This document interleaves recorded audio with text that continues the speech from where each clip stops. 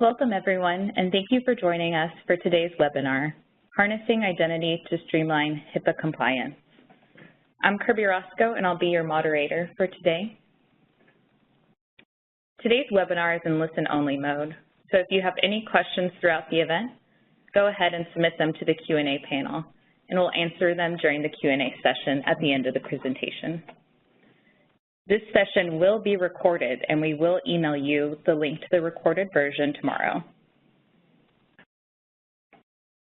Joining us today is Eric Dietrich, who is the leader of Focal Point's National Data Privacy Practice.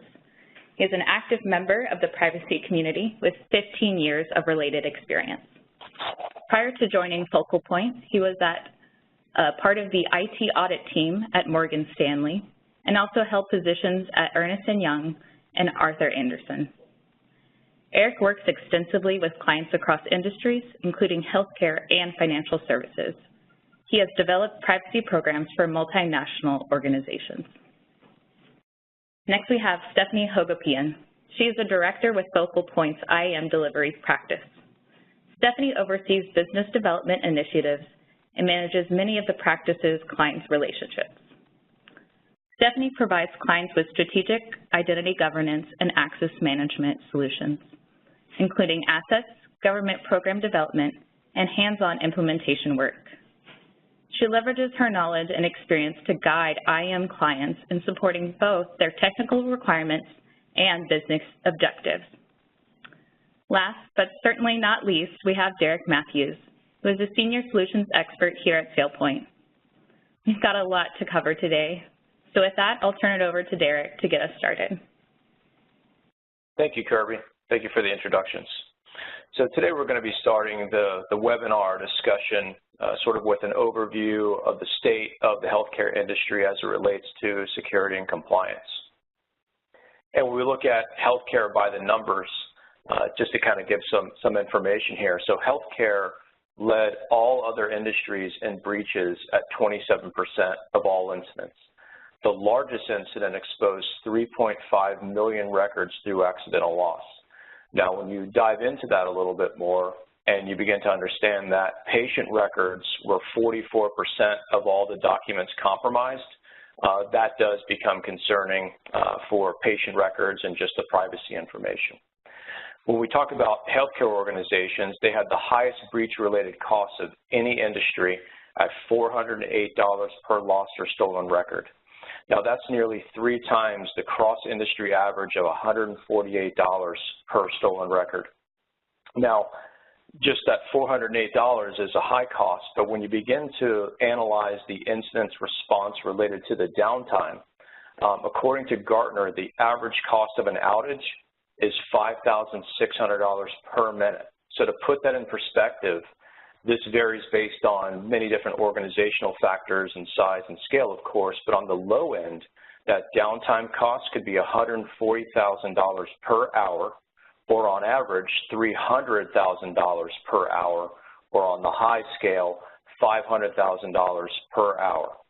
So, and again, taking into account within the healthcare sector, interruptions like this could enter the ability to provide care, to perform timely billing, and could in the end also potentially harm patient safety, among other repercussions.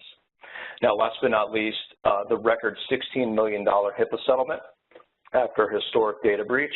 The OCR investigation revealed that the insured failed to conduct an enterprise-wide risk analysis, had insufficient procedures to regularly review information and system activity, and also failed to identify and respond to suspected or known security incidents.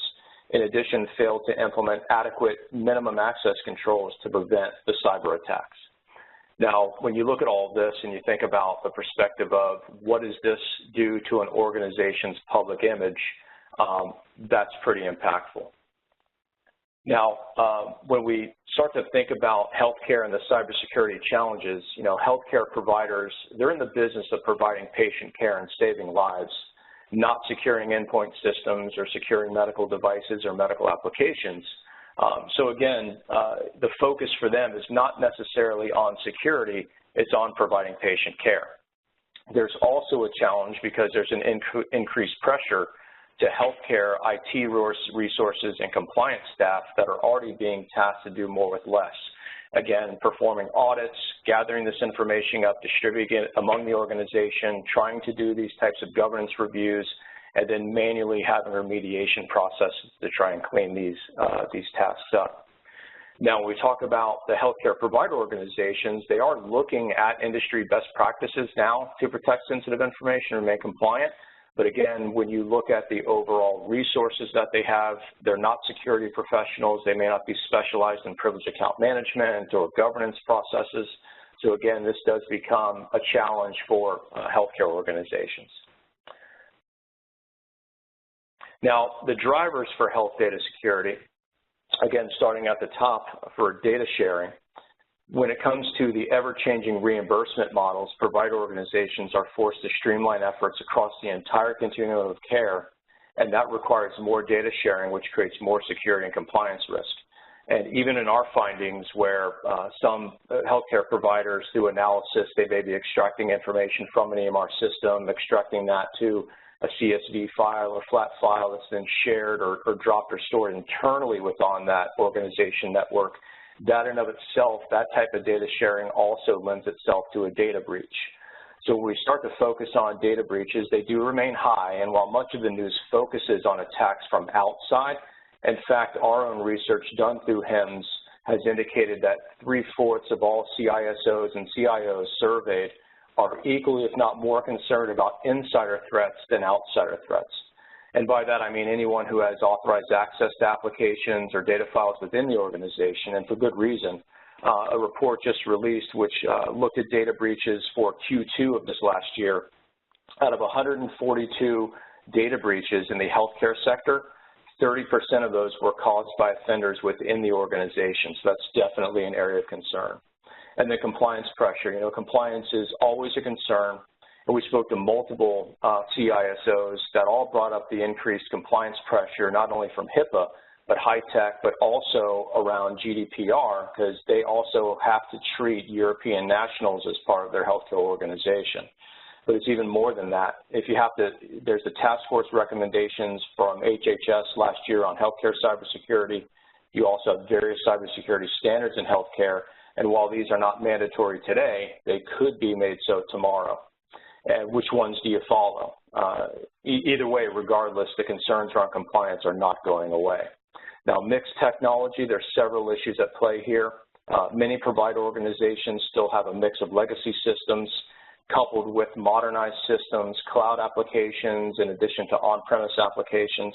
And oftentimes there's a lot of customization, there's a lot of one-off sort of building with these where they may not be up to common standards and frameworks. And as a result, the IT environment requires a lot more resources to maintain, manage, and secure those types of technologies. And then in the past, you know, healthcare has been a laggard in technology adoption, but today we are seeing quite a flurry of new technology adoption as it relates to security. The problem, though, that we have seen is there's oftentimes an absence of the consideration around security during an acquisition process. And so this makes it difficult for IT and security folks to address because oftentimes security is being viewed as an afterthought, you know, after the deployment of a new technology or medical device. It's then being tasked to actually secure it. And then, you know, last but not least, inadequate resources.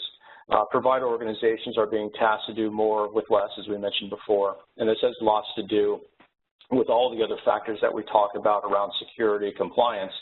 And the issue is if you don't have enough people or assistance from automated processes, or in some cases even artificial intelligence, this lean type of environment could lend itself to, you know, various security and compliance gaps such as provisioning, deprovisioning, automated remediation, or inconsistent, you know, policy management and so forth.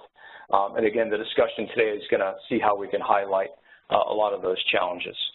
And then just to, when we talk about the regulatory requirements today, you know, HIPAA, PCI, federal, state laws, NIST, ISO, HighTrust, again, these are all the different standards that healthcare organizations are either being held to or looking at to provide some sort of common security framework. I'm going to go ahead and hand it over to Eric now, and that way there he can go ahead with his.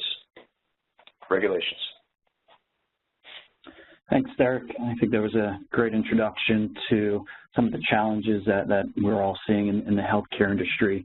So the focus of the next section will be diving a little bit deeper into the regulatory and industry frameworks, what are some of the risk areas, and where are the trends going as it relates to managing and streamlining those compliance efforts to then better protect the most important data that organizations have. And as we think through and where we're evolving, especially in the healthcare industry, highly regulated space, especially here in the United States, for over a decade now, there's always been a great focus on patient information, often referred to as EPHI or PHI. But as we continue to see the importance of further understanding all the critical assets and all the information that you might have on your employees, on your patients, on your third parties and your partners, taking a little bit of a broader view. So as we see the industry evolving and continuing to find ways to mature their overall risk posture, there is a growing focus on what often is referred to as your crown jewels data. So these are the things that are beyond maybe the regulatory landscape of PHI or EPHI, but are very important to the organization and to protect and make sure we fully understand where that data is, both in structured and unstructured repositories, as well as who's accessing this type of information. So with any risk in compliance and regulatory industry framework that you might be aligning or continuing to further mature your alignment with, knowing the foundation of the information lifecycle of your crown jewels data is a very important aspect. And just one note on how this is evolving very quickly. So those might be familiar with the new California Consumer Privacy Act that's supposed to take effect in January of 2020. Many organizations are focused in preparing for that, and including ones that aren't in regulated spaces like the healthcare industry. As of right now, there are certain exclusions for financial services that are governed by the Gramm-Leach-Bliley Act, as well as for organizations under healthcare organizations that are governed under HIPAA, with one caveat that ties back to this concept, and that's for the data that is protected under HIPAA, which is really EPHI and PHI. But as we all know, there's a lot of other very sensitive and important crown jewels data within those organizations that need to be considered. So just something to continue to think through as you work to further mature your compliance programs. As Derek mentioned, there's a lot of risk and a lot of attention to the various data sets and the types of data that your organization might have. There's that increasing pressure, both internally and externally, to make sure that that data is protected to the best that it can, knowing that there are pretty significant impacts, both directly through regulatory and or litigation, as well as indirectly through things like patient churn, distrust in your organization, and then employees as well. We have seen it where it's hard to get finite numbers on the potential impact on some of these indirect implications of a breach or misuse of data.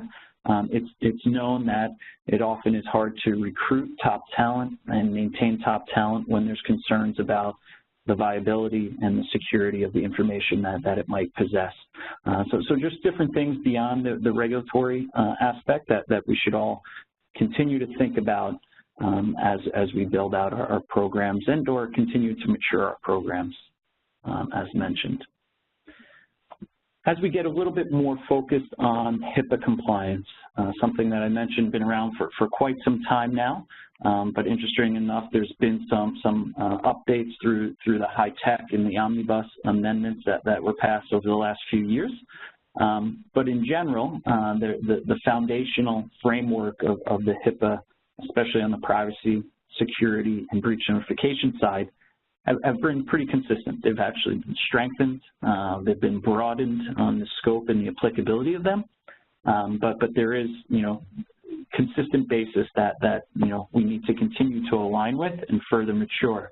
And through each enforcement action by the OCR, and or other enforcement actions at the state level, we continue to see more and more interpretation of some of these often broad concepts. So something we'll continue to talk through here in our approach. So while your program might have been very well aligned to HIPAA 3, 4, 5 years ago, the bar is being moved. Even though the requirements aren't moving, the expectations of your alignment and the maturity of your alignment to those requirements is absolutely shifting to a higher degree because of all those breaches that Derek mentioned and the exposure of that patient information. Another key thing is a lot of focus gets put on the security rule. Obviously, these are security-related incidents, but there are other aspects of HIPAA that we can't lose sight of that also tie back into the importance of knowing who is accessing that data and who has the ability to edit or create or download that sensitive information. And that would be the privacy rule and the notification requirements as well. So while the privacy rule more governs the appropriate use and the actions and disclosure of that information, it very much ties back to making sure that you're able to manage effectively and very efficiently the permissions and the ability to access and or change that data and keep track of it in a very efficient manner for things like counting of disclosures requirements. So as most effort is often put on the security rule, we can't lose sight of the importance of those privacy rule and breach notification areas as well. Another area that we wanted to focus in on today, and Derek also mentioned it as being often the #1 or #2 issue that arises when an investigation is opened and or some type of settlement is reached. And it is usually associated with an organization not appropriately performing a risk analysis. This has been a point of confusion, a point of conflict for many, many years in the HIPAA space. And what does a risk analysis really mean?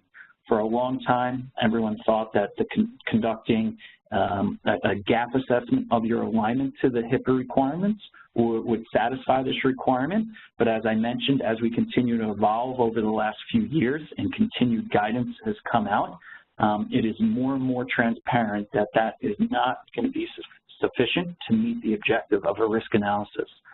The objective of the risk analysis is to thoroughly understand what your threat landscape is. What are those different vectors out there that potentially could impact our ability to operate, potentially impact our ability to secure and protect the data that we have. So as defined within one of the requirements within the HIPAA standards, you have to go through this effort.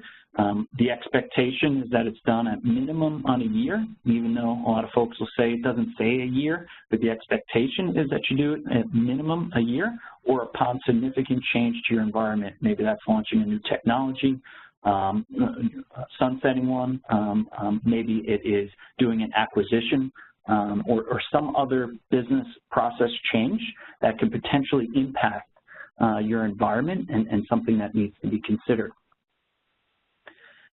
When we think of a risk analysis, there's a lot of different frameworks out there, but most of them tie back to 8 fundamental areas that need to be thought about when you're conducting a risk analysis.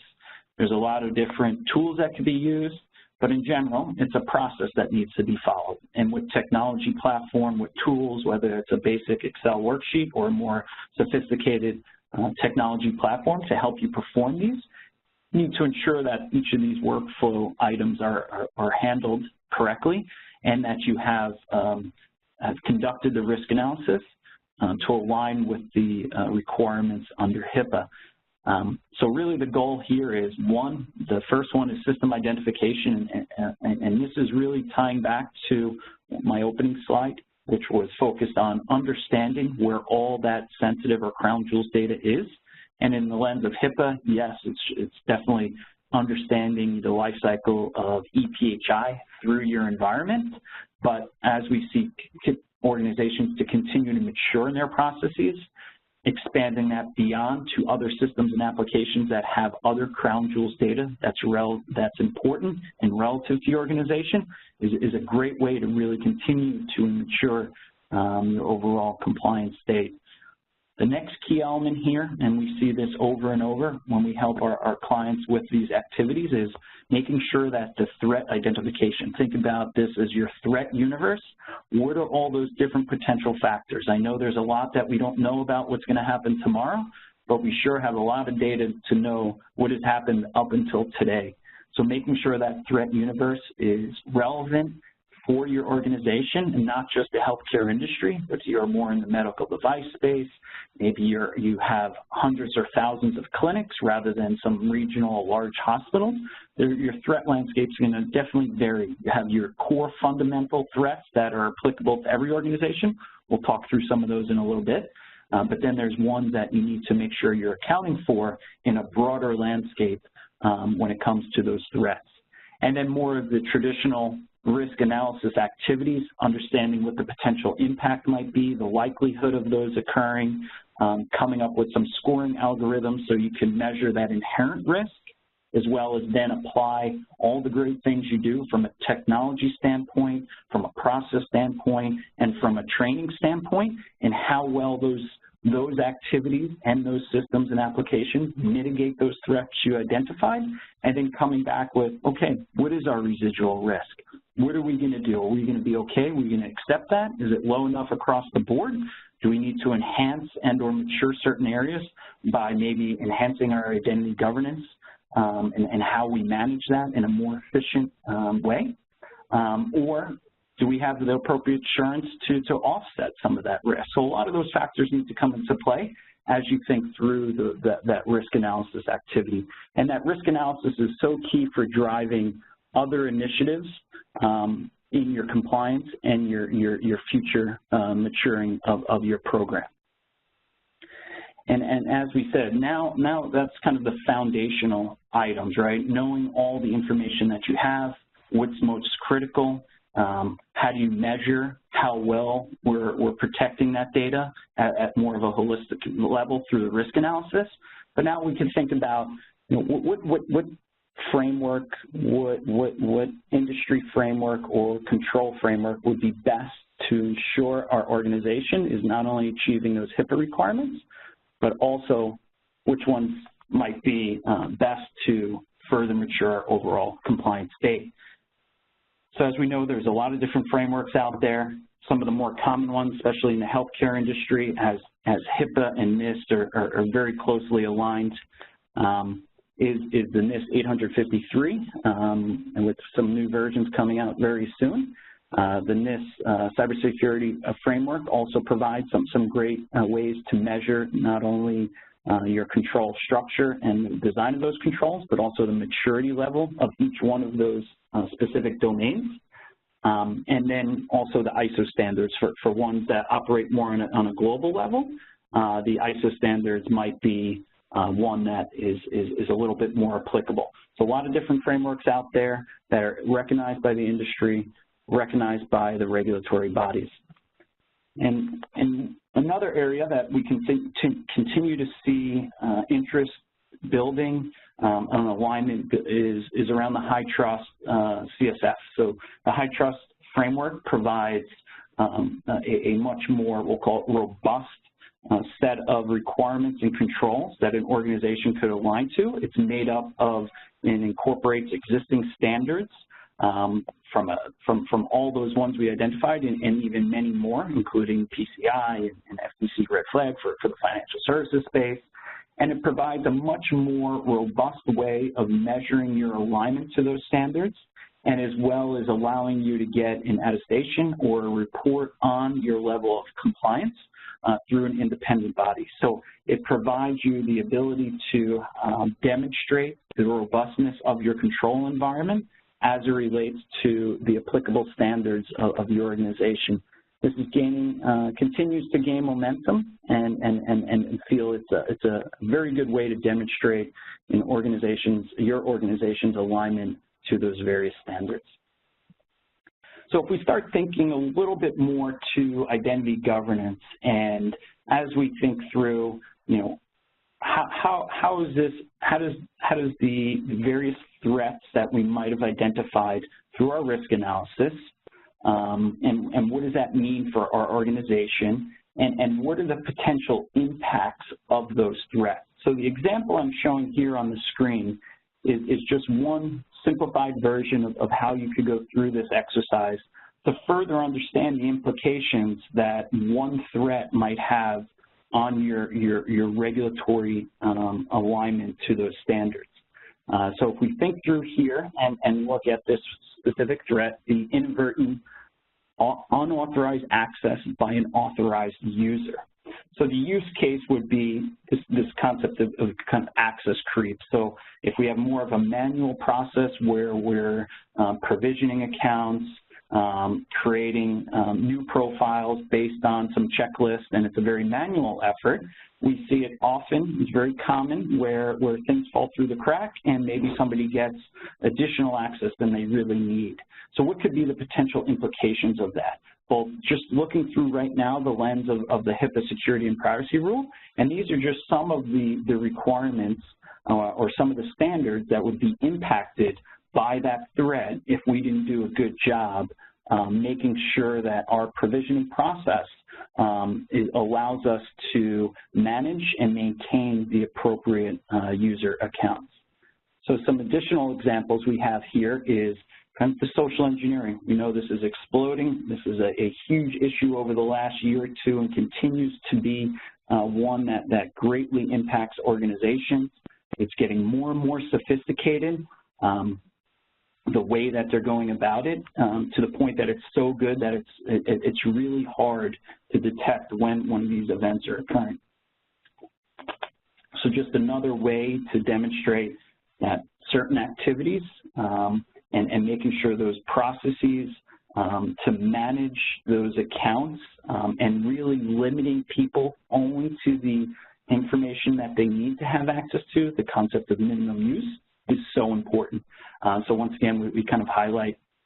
And then the other area, and Derek mentioned the importance of insider threats continue to still be a huge driving factor of risks within the healthcare industry. And this is one area here is this unauthorized bulk download of EPHI would be the threat. So this is where somebody has the credentials and or permissions to do bulk downloads or large downloads, whether it's a simple CSV file, whether it's an Excel file, but it gives them the ability to access much more information than maybe they need to have access to, and then now it's created a huge risk from a fraudulent abuse and from a misalignment to some of the HIPAA requirements, focusing back on those areas. So you can see as you go through these efforts and as you think through the different threats to your environment, all of a sudden you can see the implications of identity governance, not only on the regulatory side, but just from the overall process and design of those processes on how you're managing those activities at your organization. And then the last slide here before I pass it off to Stephanie will be just some other key aspects to continue to think about as you from relating back to HIPAA. We covered off on a lot so far. We addressed some of those key areas that we see as growing trends, but these are some of the other outputs that from our regulatory side that we see continuing to trend upward on the maturity scale. These aren't necessarily new concepts by any means, but how organizations are structuring their programs to further mature their programs to that basically ensure that these practices are being done on a consistent and as much automation that could possibly be put in place to avoid kind of the human element from is the trend that we're seeing. So for instance, regular reviews of system access. So the concept of, is our provisioning process working correctly on a day-to-day basis? And you know what, we're going to have to go and do weekly, monthly, or quarterly reviews of certain accounts to ensure that their permissions are still aligned with their job responsibilities. So the more structured and automated your identity governance program is, the easier this becomes and or the need not to do these detective type of activities. And then some of the other ones here, ensuring appropriate termination of access to EPHI, not only from internal users, which we often see tied, as long as your identity governance program is well designed, it's very much tied to your HR systems, and it gives very strong controls around.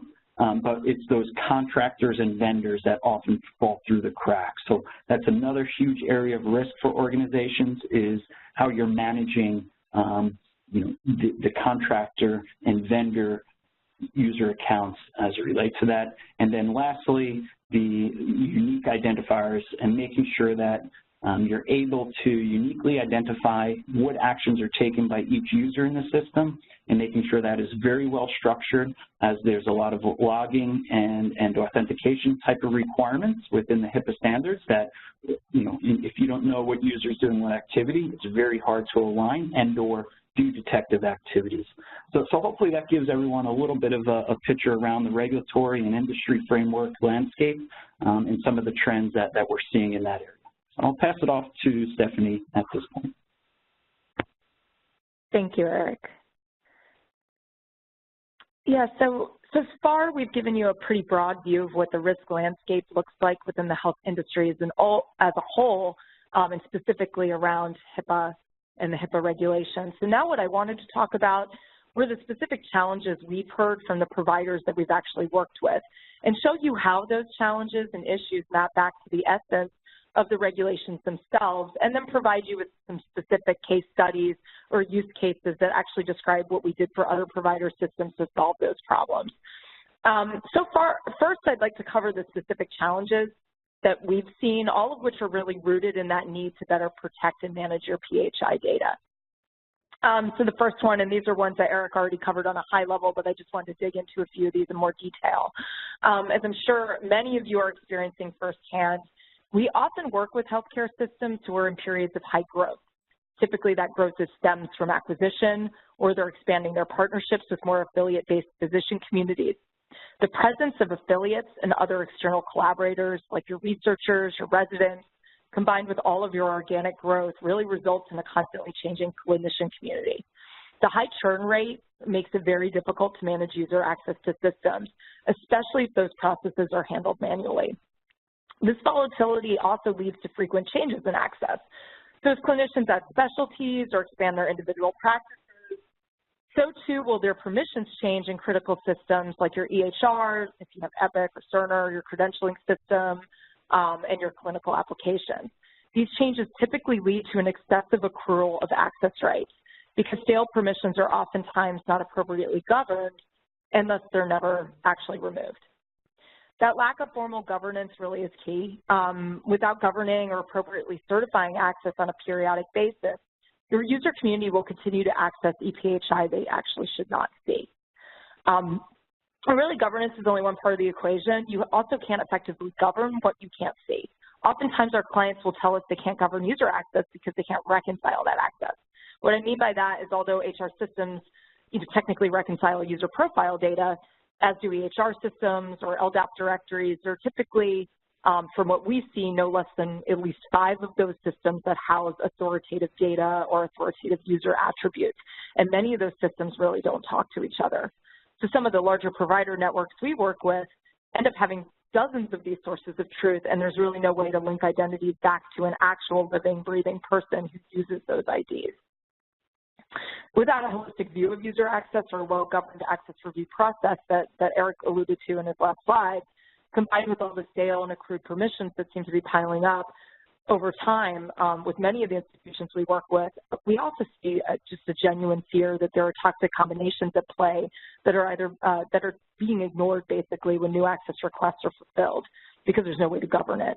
These toxic combinations do pose a threat of data exposure, and granting a user access they should not get based on their job function or even just a combination of their governing attributes like their specialty, their practice or office, their title, what specific floor they work on in the hospital, absolutely creates an exposure for your organization that needs to. These concerns escalate further when our clients think beyond the specific user.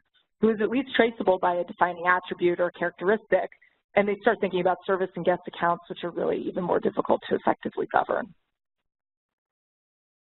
Even when access is managed effectively and some governing controls are in place, our clients still face challenges with the user communities and situations they can't control. Primarily, any users not in HR are considered wild cards to a certain extent because they are not completely managed by your institution.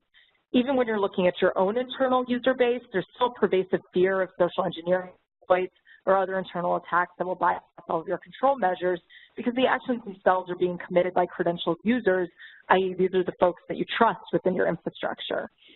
And then the infrastructure itself also poses a challenge. All of our clients, even those not within healthcare specifically, are struggling to control unstructured data and data that's stored and managed by, what's really deemed to be shadow IT. These are the headaches that are typically caused by those Dropbox accounts, the Box.com accounts, SharePoint sites, file shares, and all those ad hoc AWS that are spun up behind the scenes and aren't really being managed centrally. So all the challenges I just mentioned really relate back to how organizations are managing identities and access. But how does this concept of identity governance map back to HIPAA, and is it even relevant to the regulation? We argue that it's at the center of every major aspect of HIPAA, and this is why we believe identity governance solutions are really key to solving many of the challenges that we've talked about to this point. As Eric already addressed with you, as well as Derek, I've provided a high-level same aspects of the regulation he's covered to show you how each one maps specifically back to identity governance solutions. And first is around regular system access. So HIPAA demands a regular review of system access, as Eric mentioned. Identity governance solutions give you that ability to perform access reviews in a centralized manner, closed loop fashion.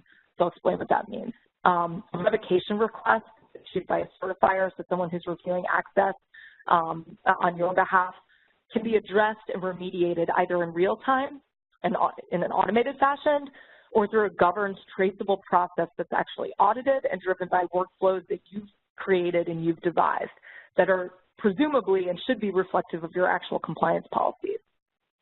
Active monitoring of system access is another HIPAA requirement. Although core identity governance solutions don't look at everything, it only monitors what you've integrated into that solution. They do provide audit logs that show exactly what access rights each user has been granted to get into each integrated system, and they also have the ability to feed that data into an enterprise-wide SIEM or security incident and event monitoring system if you've invested in something of that nature. Ensuring that access to EPHI data is authorized and appropriate is at the heart of this regulation as well. Again, identity governance does address that need. These solutions provide the ability for you to control access to both physical and logical access through risk-based policies and workflows that you define. And now analytics technology is being incorporated into these to proactively flag what is deemed a high-risk request. And although you can define what a high-risk request is via policy, these analytics tools are actually monitoring behavior and looking for patterns, and it becomes a more proactive process. Where it flags when an access request is being made, says that it's a high-risk request and prevents that access from ever happening, even if you didn't specify a policy within the system itself. So these solutions also have role-based access controls, commonly known as RBAC, meaning access grants to systems can be dictated by the user's role within your organization. So by implementing RBAC, you better protect your PHI from both internal and external threats. Since these solutions also integrate or can integrate every source of truth that exists across your institution for every type of user that you have, whether that's staff, vendors, clinicians, referring physicians, affiliates, researchers, residents, patients, you'll get a holistic view of what systems that user can access in real time. And this concept can also extend to non-human users like chatbots, and we're seeing a lot more of that as well from the organizations we're working with. And as important as it is to see current access, ensuring the principle of access is equally important. Because of this, identity governance solutions also ensure access rights are removed when the user leaves in a permanent or temporary capacity, or when a user changes their role and no longer needs that access. ID governance solutions do this through something called automated deprovisioning, which is instigated by the policies you've defined in the system. HIPAA also emphasizes Password policies. Password management is key. It's key to identity governance solutions specifically. You can enforce strict password policies using these technologies and establish rules around forced password changes. So you're forcing your user community to change their passwords every quarter or every other month or whatever you dictate. And password resets can also be forced if someone puts in an incorrect password a certain amount of times to access the system. And then finally, this last bullet point, HIPAA demands that an organization has a way to trace access back to the individual user. This is usually done through the use of a unique identifier that can be tied back to that user, the system accounts, and the assets that they own within your institution. Identity governance does solve to this requirement, so it can generate a unique ID for your organization or manage a unique identity that already exists and tie that identity, that unique identifier, back to every one of your assets, whether they're digital or physical assets. So let's put these concepts into a real-life context by talking through some specific case studies. This is by no means every single thing we've seen, but these are the ones we really want to focus on today because they do resonate both from a HIPAA compliance perspective as well as just generally speaking, you know, for healthcare, these are all kind of big issues that we've been seeing. The first one I want to cover is an external collaborators use case. So like I mentioned before, external collaborators, typically those are your referring physicians or researchers. Anyone who's not in HR is really someone who's, you know, external to your organization, even if they access your Epic environment or your Cerner environment or what have you. So we worked with a health system that had multiple university affiliations within their region. They also had relationships with a bunch of regional clinics that they had acquired, but those clinics were still operating under their own segregated IT infrastructures. So to help that organization better manage those entities that weren't in HR or their HR system, we used the identity governance system that they invested in to onboard and store those users. So we essentially used the identity governance system as the source of truth for those users, and we gave assigned managers the ability to regulate that access and assign a periodic review process or review period, a certification period of access to ensure that those users didn't retain those rights indefinitely. The second one here is an example of that had over 12 sources of truth. So there were authoritative user attributes present in 12 different systems, and all of those systems needed to act as a reference point to instigate access grants for downstream systems. We see this all the time, not just for this one institution, but they had a little more than average with 12 total. We ended up connecting all 12 of those systems into the identity governance solution, and we linked all those accounts back to individual people profiles by linking the accounts with the unique identifier that was generated by the identity management system itself. So the next one is really around role-based access requests. So even though many institutions shy away from full-blown enterprise role-based access requests, which could be an entirely different webinar, we do oftentimes incorporate birthright roles into an identity governance system. And what I mean by birthright is, what do folks need, you know, day one to get access into resources at the hospital or within the healthcare system. So we really think about role-based access controls and we care about them because it ensures more automation around the actual access process. So by implementing controls, and we did this for this particular institution, we were able to allow end users to request access through the customer's ticketing system, so they were using ServiceNow, and then provision those users according to the role-based access controls that we had incorporated into the identity management system workflows. And so that created a lot of automation and control for the hospital system, so they didn't have to do so much manually. Our next case study is actually it's a big statement. 100% HIPAA compliance is something that a lot of people try to obtain, and in this particular case, it was, you know, meaningful use compliance aligned with actually complying with HIPAA itself. We were working with the Children's Hospital. This actually created a lot of visibility for the organization and kind of justified the entire initiative because it was a huge win for them to gain 100% meaningful use compliance. What they did is they leveraged an identity governance solution to automate and regulate access reviews to their EHR system, which happened. We integrated the Epic modules like Epic Cache and Epic Unix into the identity governance system, and we created an access review or an access certification process for not just the Epic EMP and SDR accounts, but templates, sub-templates, security classes, security pointers, and in this case, they had a lot of security class exceptions because they had an older version of Epic. So the organization ended up going from a 20 to 25% meaningful use status to 100.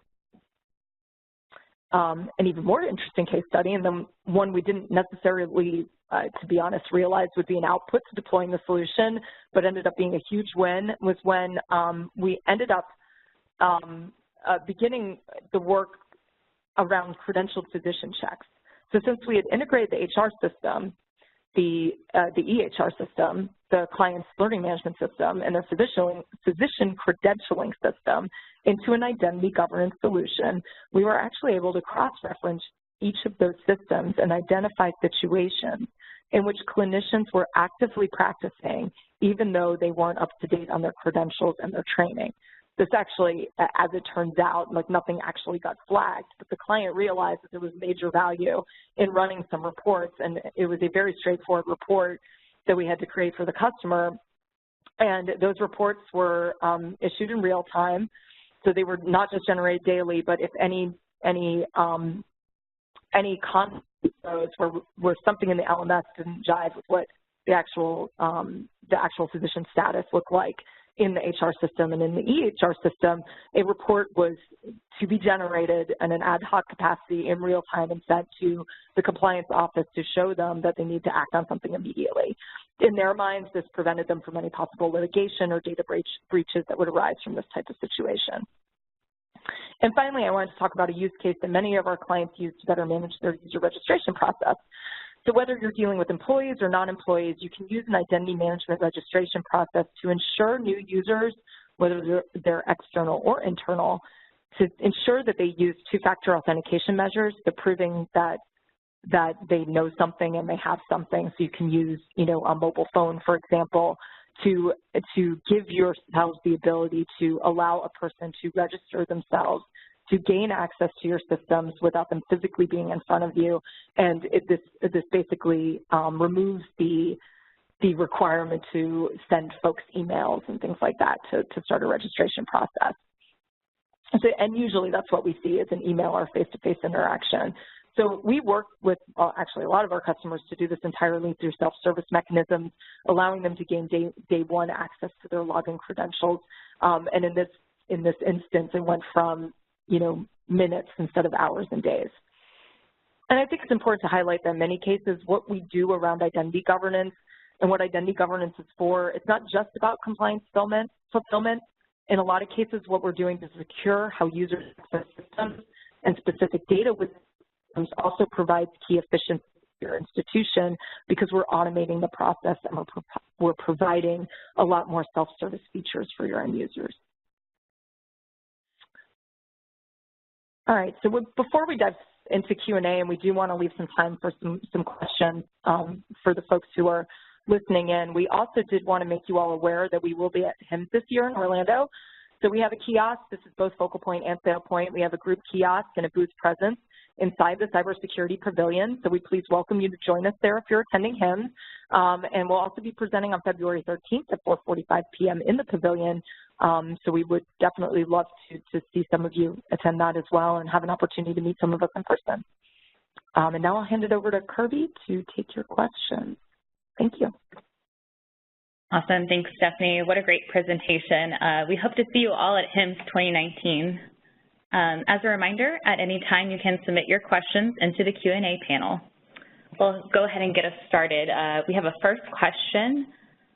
You cited a $16 million HIPAA settlement earlier in the presentation. How would identity have prevented, in part or entirely, such an incident?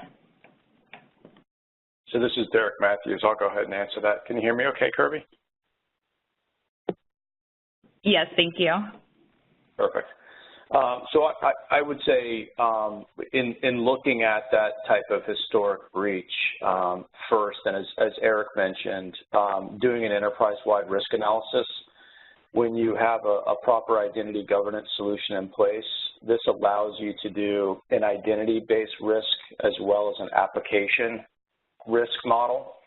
And in doing that, you're establishing role-based line access risks, entitlement baseline access risk, as well as policy violation baselines. And those three can also be encompassed into a certification campaign, meaning that if someone has not been reviewed or certified in a designated period of time, that in of itself will increase the risk score of the identity.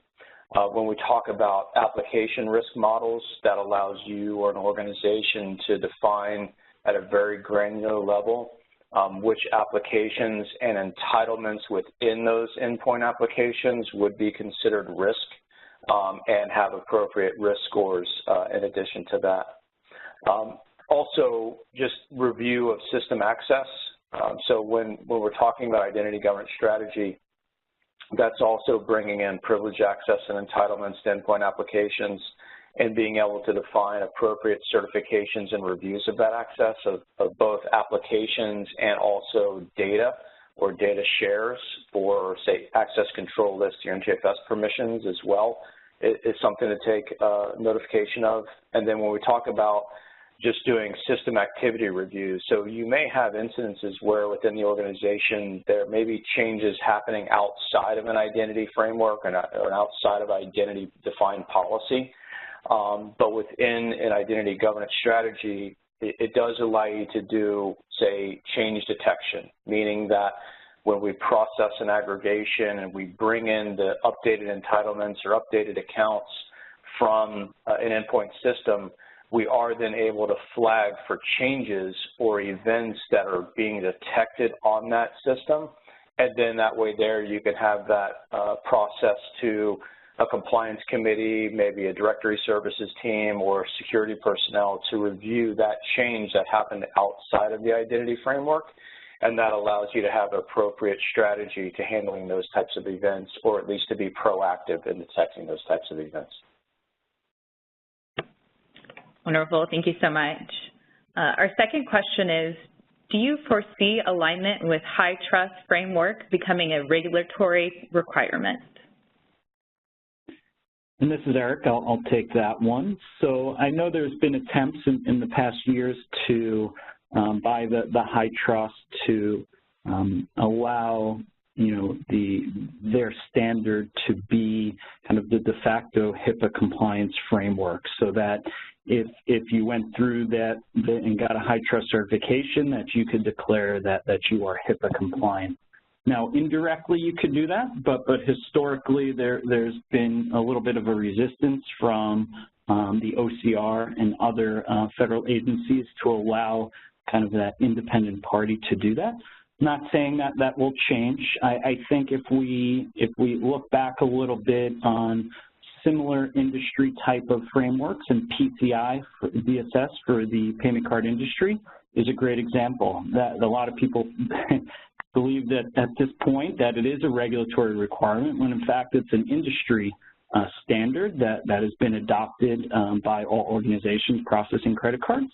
So I could foresee that as we continue to move and down and mature in the compliance landscape, especially in the healthcare space, that the HITRUST certification becomes kind of the de facto standard like it did in the PCI world. And I know the HITRUST is also active in other parts of the world, especially in the EU, with the passage of the EU GDPR.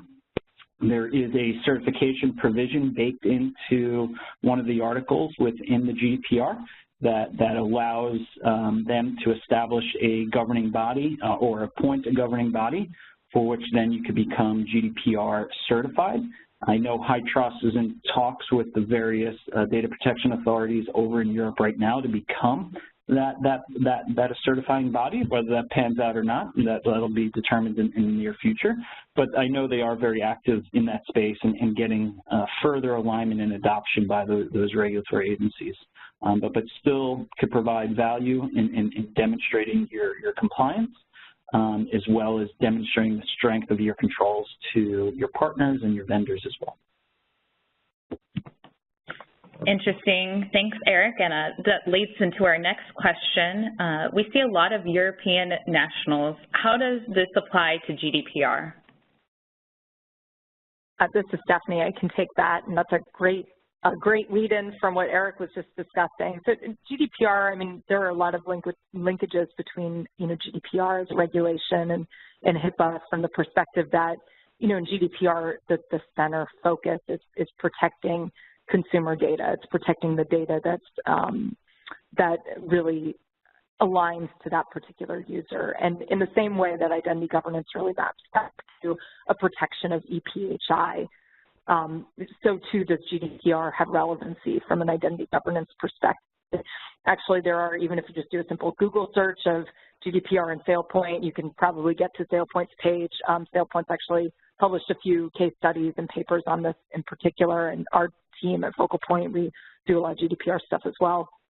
But essentially GDPR, identity governance tools will fulfill a lot of what's around GDPR because governance tools are enabling organizations to assess risks, to strengthen controls around data access, to automate the detection of access and provide some audit logs and audit trails around who's accessing what. So all the stuff we just talked about from, a HIPAA compliance perspective, a lot of that can be mapped back to GDPR as well, because really what identity governance is doing is ensuring that folks only have access to very specific data and only the data that they should have access to. So when you're thinking about GDPR and protecting the privacy of that consumer data and ensuring that folks themselves have a right to be forgotten, right, and that they need to be able to keep their profile information up to date and things like that. Identity governance systems actually handle a lot of that, but that's also a topic that can be a whole other webinar presentation. But again, there's a lot of information online if folks just want to, search. I know for a fact that SailPoint's actually got a lot of good stuff on that. Awesome. Thank you so much. And thanks all. That's all the time we have for questions today. Keep an eye out for an email from us tomorrow that will include a recording of today's webinar. And it'll also include a healthcare provider success story with Integris Health. If you'd like to learn more, please contact us using the information on your screen and we'll get in touch with you with an identity expert. Eric, Stephanie, and Derek, thank you all so much for your presentation. And thanks for everyone who joined today. Enjoy the rest of your day.